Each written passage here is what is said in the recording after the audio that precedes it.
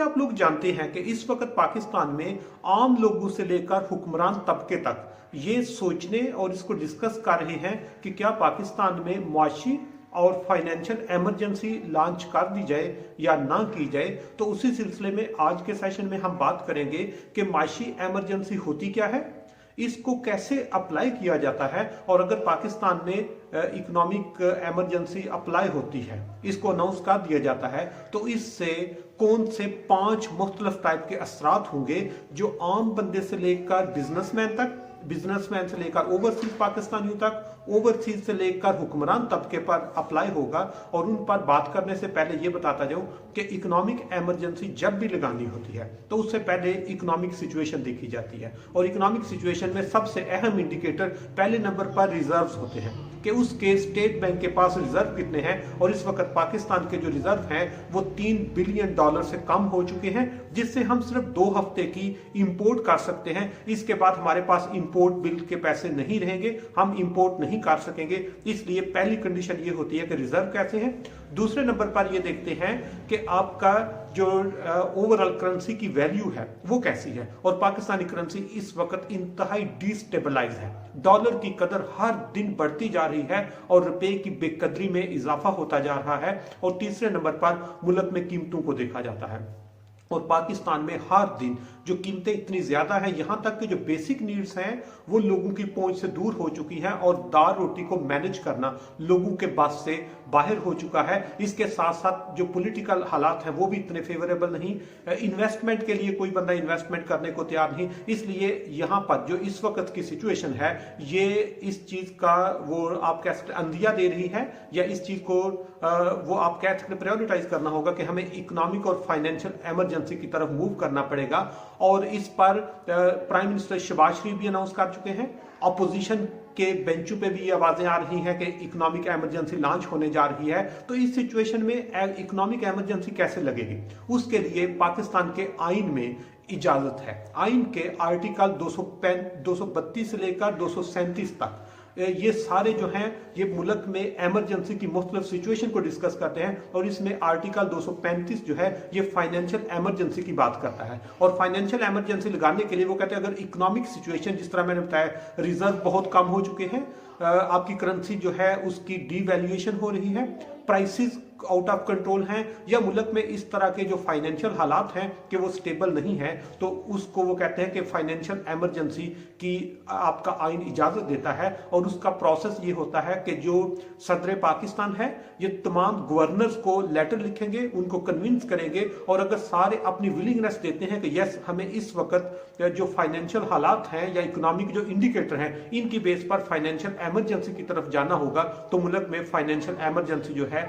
वो आइन के आर्टिकल 235 के तहत जो अप्लाई होती है। और जो ही इकोनॉमिक इमरजेंसी लग जाती है उसके बाद मुल्क पर, अवाम पर, बिजनेसमैन पर या हुक्मरानों पर कौन कौन से असरात होंगे उन पर बात करेंगे। कि सबसे पहले नंबर पर जो इसका फाइनेंशियल और इकोनॉमिक इमरजेंसी का असर होगा वो ओवरसीज पाकिस्तानी पर बड़ा शदीद होता है, क्योंकि जो ही इकोनॉमिक इमरजेंसी अनाउंस होती है तो जितने कमर्शियल और सेंट्रल बैंक्स हैं वो जो फॉरेन करेंसी अकाउंट्स हैं उनको फ्रीज कर देते हैं। कोई भी बंदा जो इंटरनेशनली उन्होंने पाकिस्तान में अकाउंट खुलवाए हैं वो डॉलर नहीं ले सकते, वो डॉलर की ट्रांजैक्शन नहीं कर सकते, यहां तक कि वो डॉलर को बैरून मुल्क नहीं लेके जा सकते अपने साथ। इसलिए सबसे पहला जो असर है वो ओवरसीज पाकिस्तानियों पर इसका होगा। और इसके अलावा ओवरऑल डॉलर की जो फ्लाइट है उसको भी इन्होंने मैनेज करना होता है। अगर इकोनॉमिक इमरजेंसी लगती है तो उसका जो दूसरा इंपैक्ट होगा वो ये होगा कि हुकूमत जितने बेसिक राइट्स लोगों को प्रोवाइड कर रही होती है वो सारे खत्म हो जाते हैं, वो सारे कैंसिल कर दिए जाते हैं। मतलब हुकूमत अगर लोगों को फ्री तालीम दे रही है वो फैसिलिटी खत्म कर दी जाती है। फ्री सेहत की सहूलियत, जिस तरह आपने सेहत कार्ड के बारे में या आप कह सकते हैं सेहत की जो इंश्योरेंस पॉलिसीज हैं उसको एकदम से वो स्टॉप कर देते हैं। इसके अलावा बेसिक जो फैसिलिटीज कुछ लोगों को जिस तरह कहते हैं सस्ती रोटी वो दे रहे हैं, फार्मर को कुछ फैसिलिटीज दे रही हैं। ये जितने बेसिक जो उन लोगों को राइट्स दिए होते हैं उनको फैसिलिटेट करने के लिए वो हुकूमत एकदम से उनको कैंसिल कर देती है। तीसरे नंबर पर हुकूमत टैक्सेशन जो है वो अपनी मर्जी से करती है। किसी भी चीज की कीमत में जितना इजाफा करना चाहे वो कर सकते हैं। मतलब अगर हमें 250 रुपए का 1 लीटर पेट्रोल मिल रहा है, हुकूमत उसको 300 रुपए कर सकती है, 350 कर सकती है, 500 रुपए कर सकती है। इसी तरह बिजली की कीमतों में अपनी मर्जी से इजाफा कर सकते हैं, गैस की कीमतों में इजाफा कर सकते हैं। मतलब जिस चीज की कीमत हुकूमत तय करना चाहे वो कर सकते हैं, इनको कोई पूछने वाला भी नहीं होगा। दूसरे नंबर पर इनको किसी चीज की अप्रूवल की जरूरत भी नहीं होगी। और सबसे अहम चीज ये कि अगर हुकूमत कीमतों में मुसलसल इजाफा करती है या बेतहाशा इजाफा करती है तो इस इकदाम को अदालत में चैलेंज भी नहीं किया जा सकता। ये इकोनॉमिक एमरजेंसी की जो तीसरी है वो जो है इम्पैक्ट होगा अवाम पर। और चौथे नंबर पर अगर इकोनॉमिक एमरजेंसी लगती है तो उससे हुकूमत जितने उनके ऑफिसर्स हैं, जितने ऑफिशियल्स हैं, जितने ब्यूरोक्रेट्स हैं, जितने मिनिस्टर हैं, जितने उनके पार्लियामेंटेरियन हैं, उनके जितने एडिशनल अलाउंसेस फैसिलिटीज उनको दी होती है वो सारी वापस ले ली जाती है। मतलब जो लोग सरकारी गाड़ी इस्तेमाल कर रहे हैं उनसे वो वापस ले ली जाती है।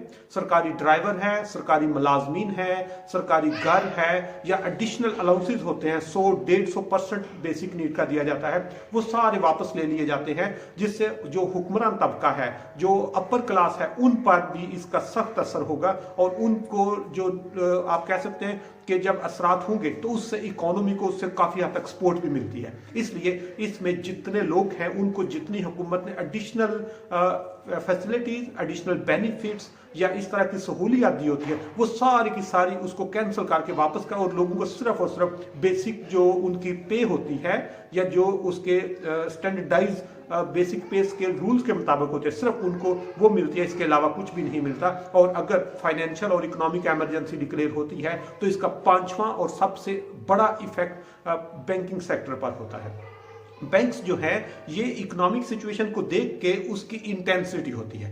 सम टाइम बैंक्स जो है वो लोगों को जो उनकी अमाउंट उन्होंने जमा कराई होती है, ठीक है, उसको होल्ड कर लेता है। मतलब अगर आपने पैसे बैंक में जमा कराए हैं वो आपके ही हैं, लेकिन बैंक कुछ टाइम के लिए या कुछ कंडीशन लगा देता है। जिस तरह आपने देखा है कुछ कंट्री में जब इकोनॉमिक एमरजेंसी होती है तो बैंक्स कहते हैं कि एक दिन में आप अपने अकाउंट से 5,000 से ज्यादा नहीं निकलवा सकते। समटाइम वो कहते हैं एक दिन में 10,000 से ज्यादा नहीं निकलवा सकते। समटाइम कहते हैं आप एक दिन में 1,000 से ज्यादा नहीं निकलवा सकते। तो इट डिपेंड्स कि इकोनॉमिक इंडिकेटर कैसे हैं, ये क्या डिसीजन लेते हैं। तो इसलिए जो बैंकिंग सेक्टर जब इस तरह करता है तो उससे ओवरऑल इकोनॉमी में एकदम से स्लो डाउन होता है। इसलिए अगर पाकिस्तान में जिस तरह बताया कि आइन में इस एमरजेंसी की इजाजत है, उसका प्रोसीजर है, उसके इंपैक्ट क्या होंगे, लेकिन ये किसी भी मुल्क के लिए फेवरेबल नहीं होते, ये उनके लोगों के लिए फेवरेबल नहीं होते, ये उनकी अपर क्लास के लिए फेवरेबल नहीं होते। इसलिए पाकिस्तान इस नहज पर पहुंच चुका है कि हमें कुछ सख्त डिसीजन लेकर इकोनॉमी को स्टेबल करना होगा। अदरवाइज हर अगले दिन जो आम लोग हैं उनके हालात ज्यादा मुश्किल होते जा रहे हैं, जो लो और मिडिल इनकम है उनके हालात मुश्किल होते जा रहे हैं। क्योंकि इससे पहले मैं कितनी बार बता चुका हूं कि पाकिस्तान में 78% ऐसे लोग हैं those are earning less than $5 a day, $5 भी नहीं कमा सकते। ये कोई 80% के करीब पाकिस्तानी लोग हैं। इसलिए ये जो लो और मिडिल इनकम है ये खत्म होती जा रही है। इसलिए हमें इकोनॉमिक सर्वाइवल जो है वो सबसे पहले है, और इकोनॉमिक सर्वाइवल के लिए हमें पॉलिटिकल जो स्टेबिलिटी है उसकी जरूरत है। पॉलिटिकल स्टेबिलिटी के साथ जो प्रो पुअर पॉलिसी की जरूरत है। इसलिए ये बेहतरीन वक्त है कि हमें इस टफ टाइम से सीखना चाहिए ताकि आइंदा पाकिस्तान पे इस तरह का टफ टाइम ना आए।